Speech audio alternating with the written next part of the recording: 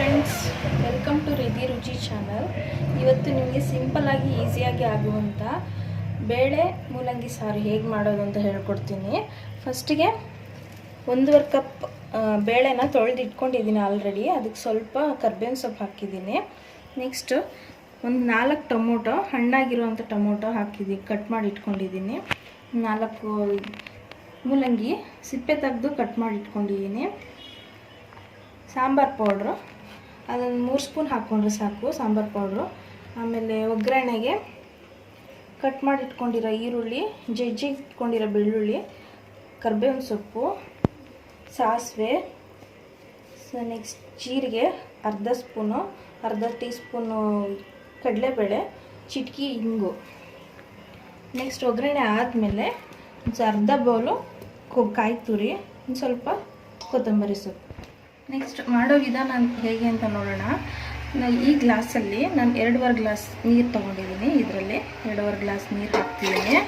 Next ನೀರು ಹಾಕಾದ್ಮೇಲೆ tomato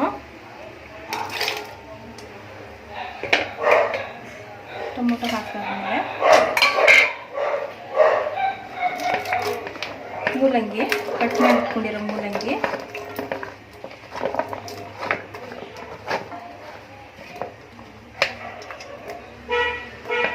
ಹಾಕಾದ್ಮೇಲೆ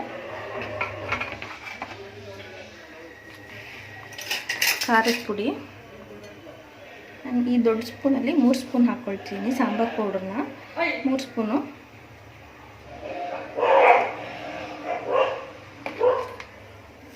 ರುಚಿಗೆ ತಕ್ಕಷ್ಟು ಉಪ್ಪು ಹಾಕ್ಕೊಳ್ಳಿ.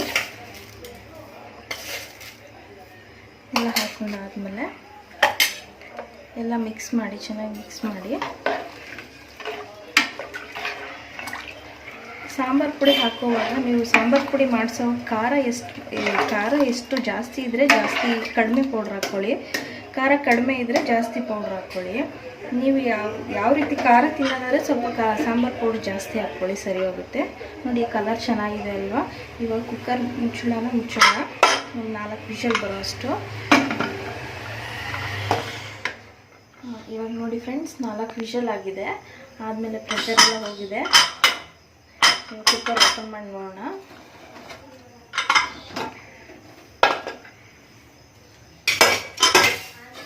ನೋಡಿ ಫ್ರೆಂಡ್ಸ್, ಇವಾಗ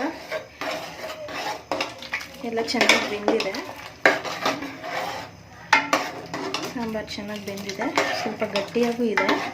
ನೀವು ಗಟ್ಟಿ ಬೇಡ, ತೆಳ್ಳಗೆ ಬೇಕಂದ್ರೆ ಸ್ವಲ್ಪ ನೀರು ಹಾಕ್ಕೊಳ್ಳಿ.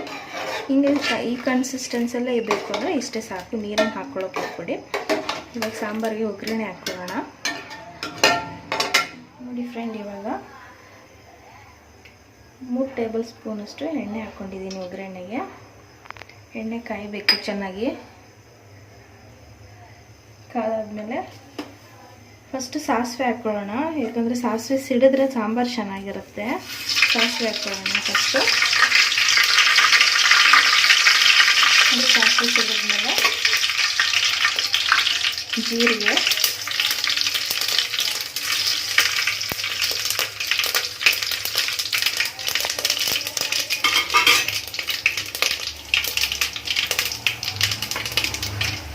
ಆದಮೇಲೆ ನೆಕ್ಸ್ಟ್ ಈರುಳ್ಳಿ, ಕಟ್ ಮಾಡಿ ಇಟ್ಕೊಂಡಿರೋ ಈರುಳ್ಳಿ, ಬೆಳ್ಳುಳ್ಳಿ ಹಾಕಿದ್ರೆ ಸಾಂಬಾರು ಸ್ಮೆಲ್ಲು ಚೆನ್ನಾಗಿರುತ್ತೆ, ಟೇಸ್ಟು ಚೆನ್ನಾಗಿರುತ್ತೆ. ನೆಕ್ಸ್ಟ್ ಕರ್ಬೇವಿನ ಸೊಪ್ಪು ಹಾಕ್ಕೊಳ್ಳೋಣ ಲಾಸ್ಟಲ್ಲಿ.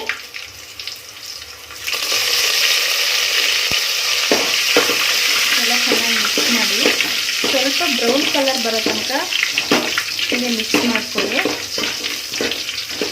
ಒಗ್ಗರಣೆಗೆ.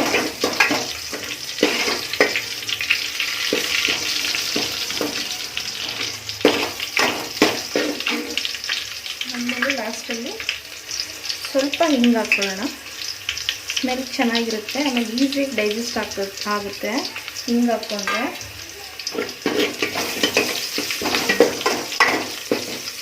ನೋಡಿ ಫ್ರೆಂಡ್ಸ್, ಈ ಥರ ಬ್ರೌನ್ ಕಲರ್ ಬರಬೇಕು. ಬೆಳ್ಳುಳ್ಳಿ, ಈರುಳ್ಳಿ ಎಲ್ಲ ಬ್ರೌನ್ ಕಲರ್ ಬರೋ ತನಕ ಹುರ್ಕೊಳ್ಳಿ. ನೋಡಿ ಈ ಥರ ಲೈಟ್ ಬ್ರೌನ್ ಕಲರ್ ಬಂದಿದೆ.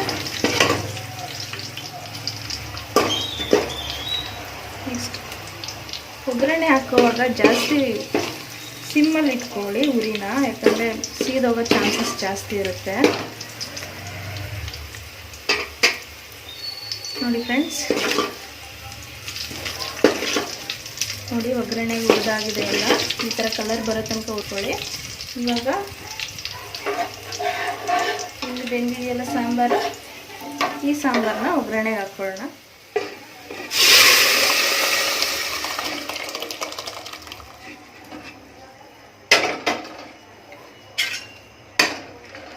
ಈ ಥರ ಎಲ್ಲ ಮಿಕ್ಸ್ ಮಾಡ್ಕೊಳ್ಳಿ.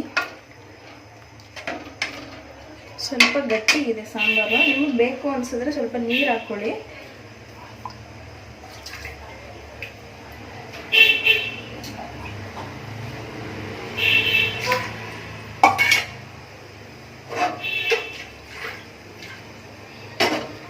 ಫ್ರೆಂಡ್ಸ್, ನಾನು ಸ್ವಲ್ಪ ನೀರು ಹಾಕ್ತೀನಿ, ಗಟ್ಟಿಯಾಗಿದೆ ಸಾಂಬಾರು. ಎಲ್ಲ ಚೆನ್ನಾಗಿ ಮಿಕ್ಸ್ ಮಾಡ್ತೀನಿ.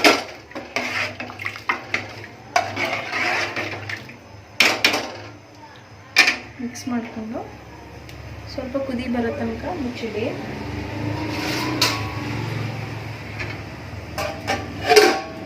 ನೋಡಿ ಫ್ರೆಂಡ್ಸ್, ಕುದೀತಿದೆ ಸಾಂಬಾರು. ಕಲರು ತುಂಬ ಚೆನ್ನಾಗಿದೆ. ಇದಕ್ಕೆ ಕೊನೆಯಲ್ಲಿ ಸಾಂಬಾರು ಕುದಿಯೋವಾಗ ಕಟ್ ಮಾಡಿ ಇಟ್ಕೊಂಡಿರೋವಂಥ ಕೊತ್ತಂಬರಿ ಸೊಪ್ಪು ಮತ್ತು ಕಾಯಿ ತುರಿ ಎರಡು ಮಿಕ್ಸ್ ಮಾಡಿಬಿಡೋಣ, ಹಾಕೋಣ. ಹಾಕಿ ಆದಮೇಲೆ ಚೆನ್ನಾಗಿ ಮಿಕ್ಸ್ ಮಾಡಿ ಇವಾಗ ಮೂಲಂಗಿ ಬೇಳೆ ಸಾರು ರೆಡಿಯಾಗಿದೆ. ಇದಕ್ಕೆ ಅನ್ನದ ಜೊತೆಗೆ ಸ್ವಲ್ಪ ತುಪ್ಪ ಹಾಕ್ಕೊಂಡು ತಿಂದರೆ ತುಂಬ ಟೇಸ್ಟಿಯಾಗಿರುತ್ತೆ, ಚೆನ್ನಾಗೂ ಇರುತ್ತೆ. ಇಷ್ಟೊತ್ತು ಈ ವಿಡಿಯೋ ನೋಡಿದ್ದಕ್ಕೆ ಧನ್ಯವಾದಗಳು. ದಯವಿಟ್ಟು ನಮ್ಮ ಚಾನಲ್ನ ಸಬ್ಸ್ಕ್ರೈಬ್ ಮಾಡಿ, ಶೇರ್ ಮಾಡಿ, ಲೈಕ್ ಮಾಡಿ.